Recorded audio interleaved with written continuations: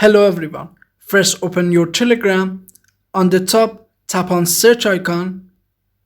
Write @wallet. Tap on this one.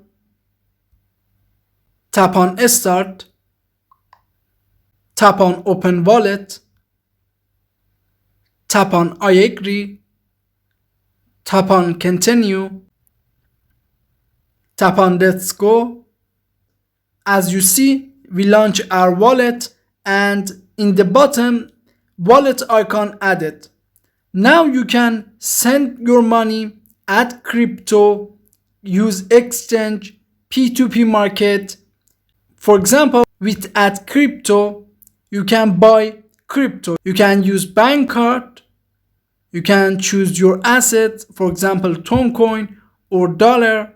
You can choose your currency, for example, and you can buy euro with your credit card, and or you can tap on Toncoin.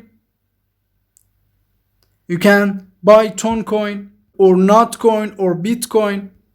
Now if you close and back to your Telegram, from top if you tap on three line, from main menu you can access your wallet. Please note that if you are a user from a country with sanction, Telegram will be ban your account. So be careful. I hope this video was useful for you. Please subscribe to our channel for more videos. Thanks for watching.